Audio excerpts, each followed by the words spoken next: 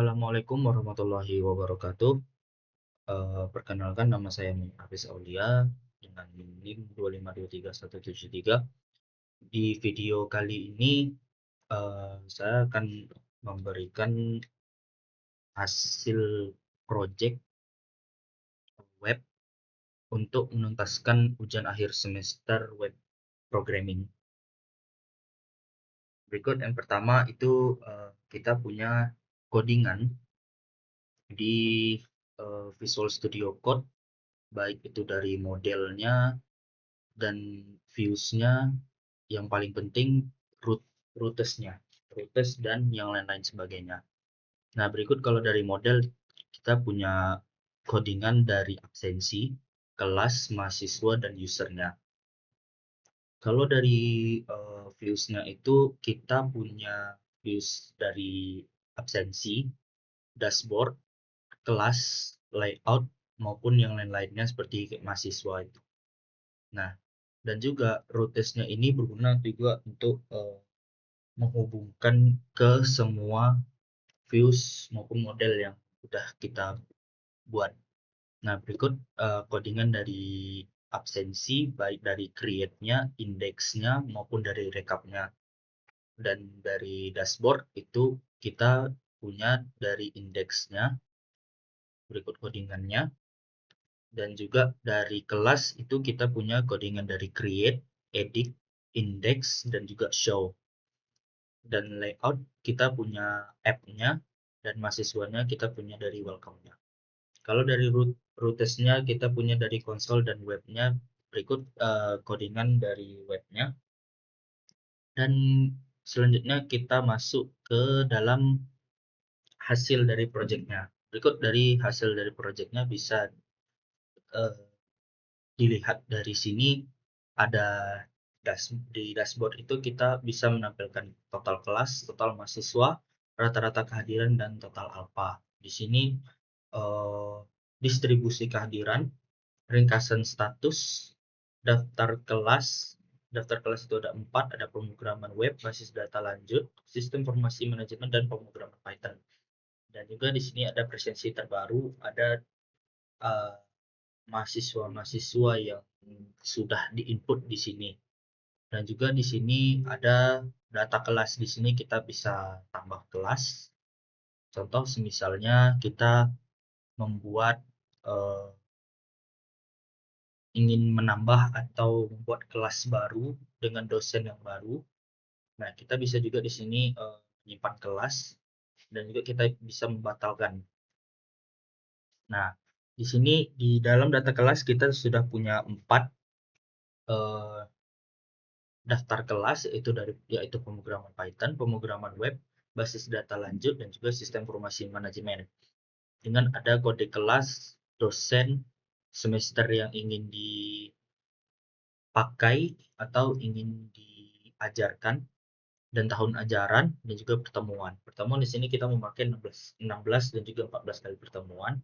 Dan di sini bisa dilihat beberapa mahasiswa yang ingin atau ikut ke dalam salah satu dari 4 daftar kelas ini. Nah, di sini ada daftar mahasiswa. Di sini ada beberapa daftar mahasiswa dan juga kita bisa melihat NIM-nya, kelasnya, angkatannya, maupun program studinya. Kelas ini dipantau untuk mengikuti daftar kelas itu. Dan juga di sini ada input presensi. Di sini bisa kita lihat ada di pemrograman web, basis data lanjut, dan juga sistem informasi manajemen. Misal kita ambil di pemrograman web. Nah, di sini input presensi ini akan menampilkan langkah-langkah yang telah diambilnya. Misalnya kita ambil langkah pertama dulu, yaitu mengambil kelas yang ingin kita lihat. Contohnya misalnya itu pemrograman web. Nah, dia akan muncul langkah seterusnya, yaitu langkah kedua. Nah, misalnya kita ingin ambil ke pertemuan ke-5 atau pertemuan ke-4. Nah, di sini kita bisa juga atur tanggalnya dan juga jumlah mahasiswa yang sudah ditentukan atau mungkin mereka sudah mengambilnya. Nah, di sini bisa kita lihat kalau semisalnya dari kelima mahasiswa ini mereka ada sakit atau izin atau apa, mereka dosen bisa merubah tanda hadir ini bisa menjadi izin atau sakit atau apa.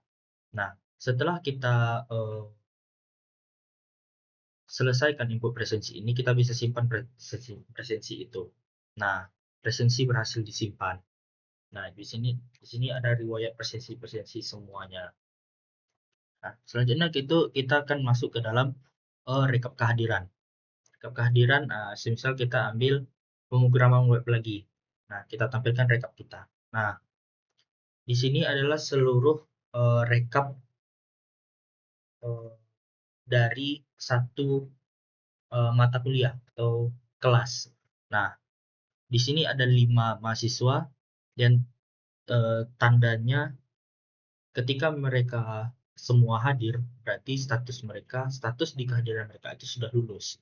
Dan ketika semisalnya kehadiran mereka kurang lengkap atau kurang dari yang seharusnya, di sini di presensi ini terlihat sistem kehadiran itu mereka tidak lulus.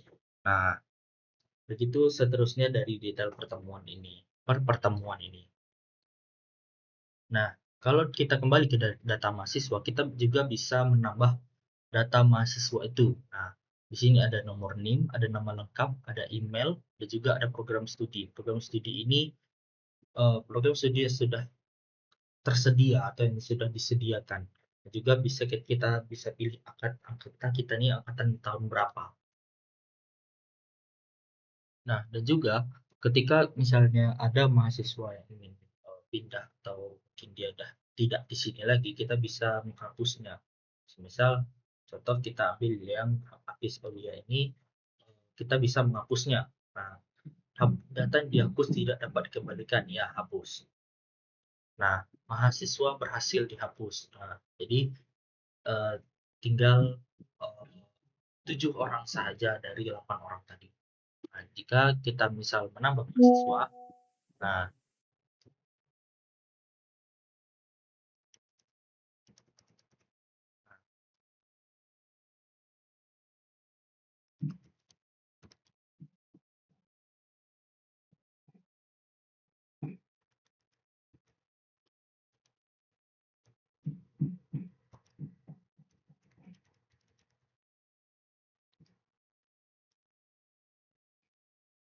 nah dan kita simpan form tambah mahasiswa itu, nah dia akan terlihat yang baru.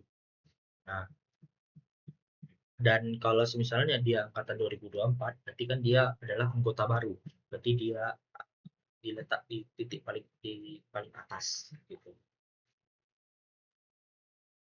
Nah, setelah semuanya selesai, kita bisa simpan mahasiswa atau mungkin kita bisa membatalkan jika ada suatu kendala. Nah, di semua data mahasiswa ini kita bisa merubahnya. Misal di sini kita ambil yang nama Hafiz Aulia. Nah, di sini kita bisa lihat. Nah, atau kita bisa merubah data email ini atau mungkin program studinya ketika misalnya dia ingin pindah atau apapun itu. Nah, kita bisa perbarui data itu. Misal kita mengambil dia misalnya pindah ke teknik informatika. Lalu kita perbarui datanya. Nah, nah data itu akan berubah. Dia masuk ke dalam teknik informatika gitu. Mungkin cukup sekian hasil dari proyek sistem presensi online ini. Saya Hafiz Aulia, jika ada salah mohon dimaafkan. Saya akhiri. Wassalamualaikum warahmatullahi wabarakatuh.